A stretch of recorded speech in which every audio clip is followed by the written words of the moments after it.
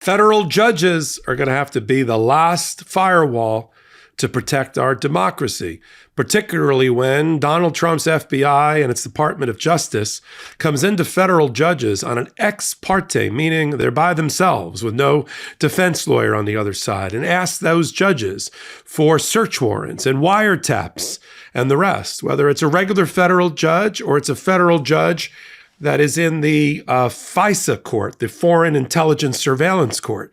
They are going to be the ones that are going to secure our democracy. I'm going to break it down for you right here on Michael Popok on the MeidasTouch Network and on Legal AF. There's a great op-ed piece today written by a former federal judge, Nancy Gertner, and Joel Cohen, a former federal prosecutor, who says in their title, "What Judges Can Do for the Rule of Law Under Trump."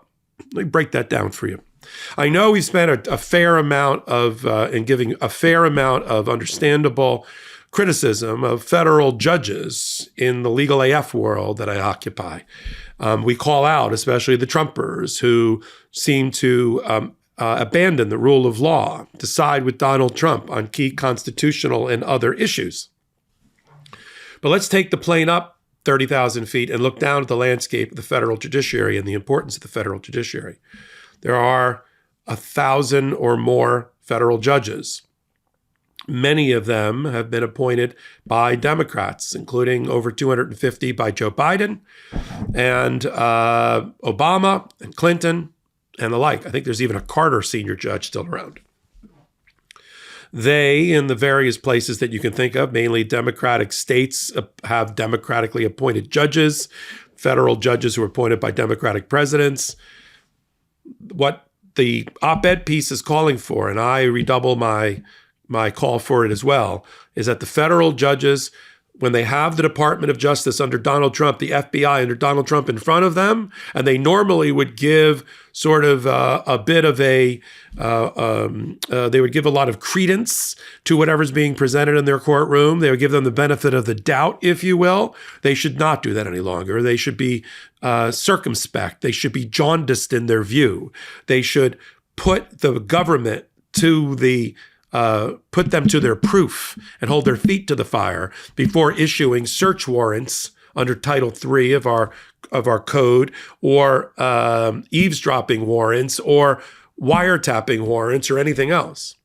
It used to be under, let's say, the Biden administration, if a FBI or a prosecutor comes into court with the appropriate affidavits in what we call an ex parte presentation, which means the other side's not there. Of course, the target, the political enemies list for Donald Trump in this case, they're not present with any of their lawyers.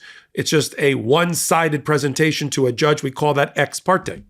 We frown on that in general in our adversarial system of government, but we do recognize there are unique situations. Even on the civil side, I've been involved with ex parte presentations to courts where we think, for instance, assets are going to be secreted or they're going to be liquidated or moved away and we have a judgment or something. We can get an ex parte temporary order in place before the other side knows what hits them. In the criminal side, often it's done because you don't want to tip off who the target is of the investigation or the subject of the investigation, so you go to court. And what former Judge Gertner and Joel Cohen are calling for in their piece is that judges, when they have Trump FBI affidavits and Trump Department of Justice people under Pam Bondi, let's say, and Kash Patel and the FBI, that they don't take it at face value, that they push back. They do their job. They don't fall asleep at the switch, right? And they make sure that before that search warrant gets issued, that eavesdropping warrant, that wiretapping warrant, which is going to be really the start of the investigation against what is a presumably innocent person, that they think twice about it. And they don't issue them just willy-nilly without regard to the merits of it. They can't presume good faith is the point of the article by the Department of Justice led by Donald Trump and the FBI, which has no independence. Donald Trump has already said he does not want an independent Department of Justice. He wants it collapsed. He wants it to be the puppet of the executive branch in the form of the president. Same thing with the FBI. He doesn't want the FBI to be independent. Now, some people might think, well, hasn't it been independent, Popok, all this time? Yes, ever since the days of Watergate and before that, J. Edgar Hoover, we've seen the value of having an independent FBI, an independent and nonpartisan Department of Justice, even though it technically resides within the executive branch. Donald Trump and the MAGA Republicans and those on the Supreme Court don't want that. They've always wanted to have what's called the unitary president. They've always wanted to have a single Leviathan presidential executive branch that controls its own Department of Justice and its own FBI. You can see we have the makings for abuse of power right in that equation. And so what are we left with then? We're left with the checks and balances given to us by our Constitution and our framers in the form of federal judges, Article 3 judges, to restrain the worst instincts of the Article 2 president. While the Article 1 Congress, as we know, will sit idly by and do nothing. So I like that there's already a clarion call going out for federal judges to respond to do their job, and not just accept at face value and in good faith the presentations being made to them by the Trump administration. Now, some people might be thinking, how can we trust the federal judiciary? And as I've said before, we've done a fair amount of criticism. And it is a criticism that's honestly earned by the federal courts, especially the Trump appointees who ignore constitutional principles in order to side with Donald Trump time and time again on his policies and otherwise. But there are other federal judges in that landscape. As I said, let's take that plane 30,000 foot up and look down at this federal judges. Is your skin feeling drier than normal? I know mine sure is this time of year. It turns out there's a scientific reason for that.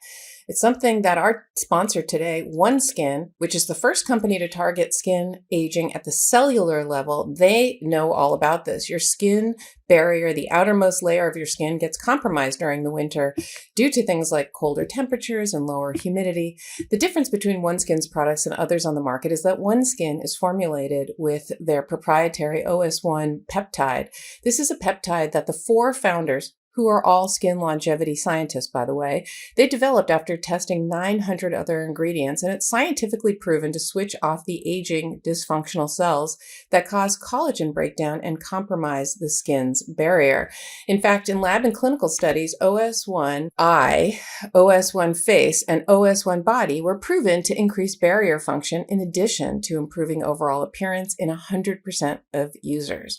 So now you can try OneSkin's top sellers, the limited edition holiday bundle, $149 value for just $99. This exclusive set includes travel sizes of OS1 Eye, OS1 Face, and OS1 Body in an elegant leatherette bag, and it's perfect. It's a perfect gift for anyone who wants healthier, more hydrated skin. And for a limited time off, you can get 15% off using code MISTRIAL when you check out at oneskin.co, not .com, but .co.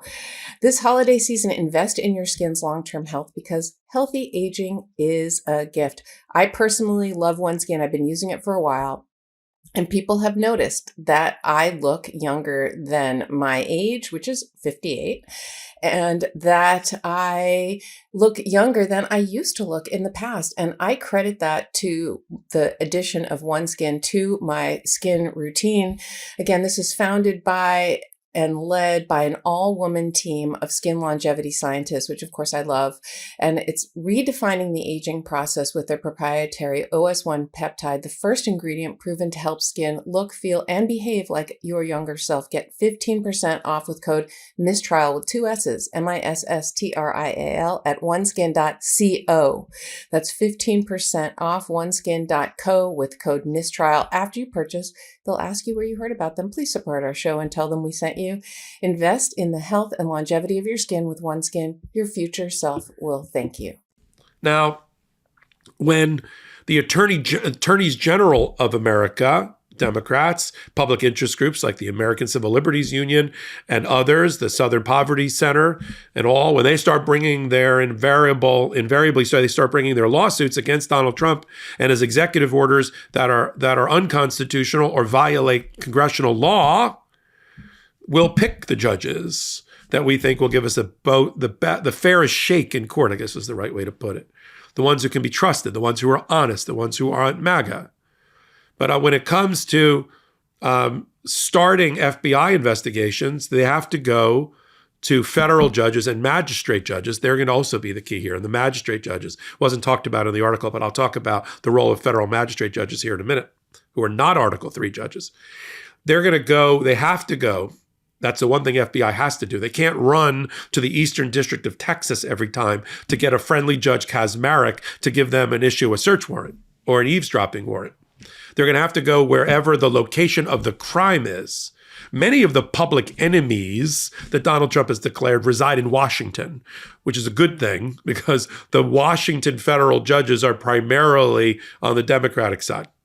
So that's a good thing.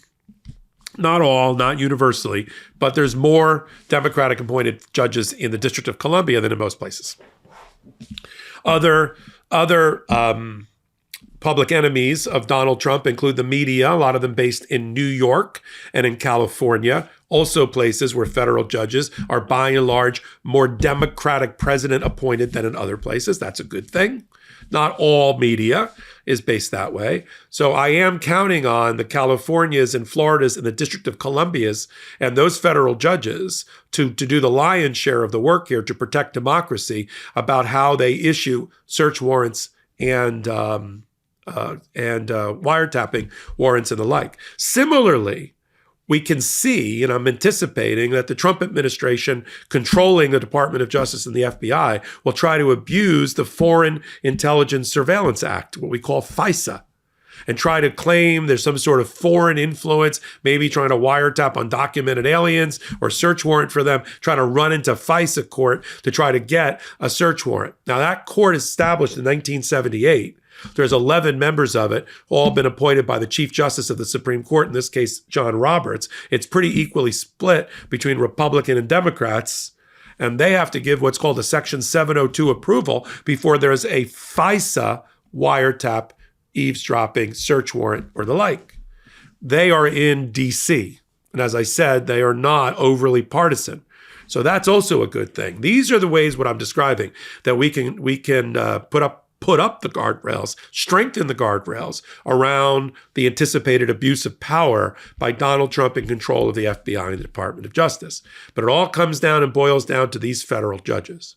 Now, once that happens, most search warrants, to be fair, most search warrants and requests for eavesdropping warrants do not end up on appeal, could end up on appeal, and rarely end up at the United States Supreme Court, which makes the day-to-day operation, the day-to-day protection of our liberty at the trial court, federal court level. Let me talk about magistrate judges and their role here in this process. Magistrate judges in federal court are a special breed. First of all, they are not given lifetime appointments. They are not Article 3 judges, and they are not confirmed by the Senate. Okay? They are magistrate judges that are usually appointed by the federal judges or a committee of federal judges in that particular district.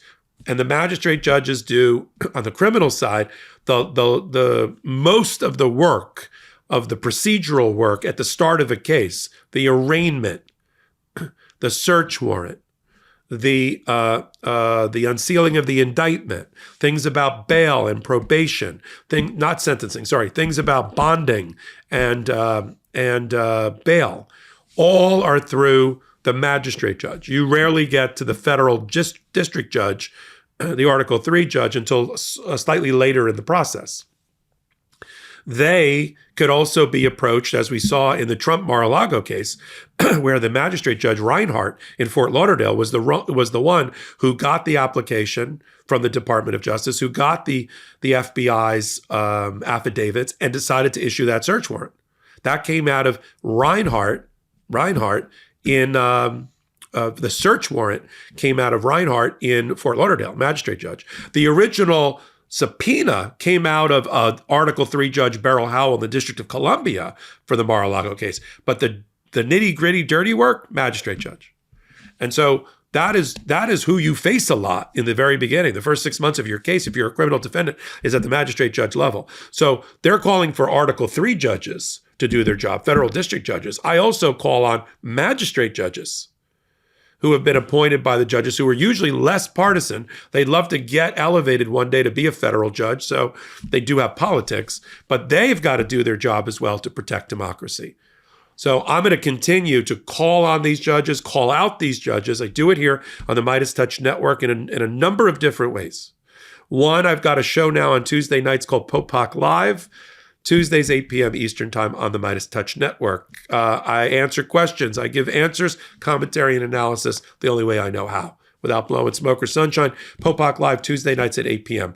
Then we've got the Legal AF podcast, which is live recorded Wednesdays and Saturdays at 8 p.m. Eastern Time on YouTube, here on the MeidasTouch Network. And then we've got a whole nother Legal AF channel on YouTube, supported by, in collaboration with the MeidasTouch Network, that I curate, which is called Legal AF, of course. And Legal AF MTN for MeidasTouch Network is where you find us on YouTube. Come over there, help us build that pro-democracy, completely independent media. Independent media is so important right now. You see how corporate media is genuflecting to Donald Trump, sacrificing the freedom of the press and the First Amendment on the altar of their corporate greed. You see it. We have no outside investors. We're people-powered. We're audience-powered. We're Legal AFers and Meidas Mighty-powered. That's it.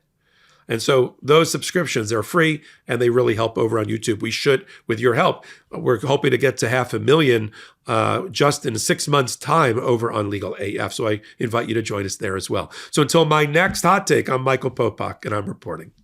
In collaboration with the MeidasTouch Network, we just launched the Legal AF YouTube channel. Help us build this pro-democracy channel where I'll be curating the top stories, the intersection of law and politics. Go to YouTube now and free subscribe at Legal AF MTN. That's at Legal AF MTN.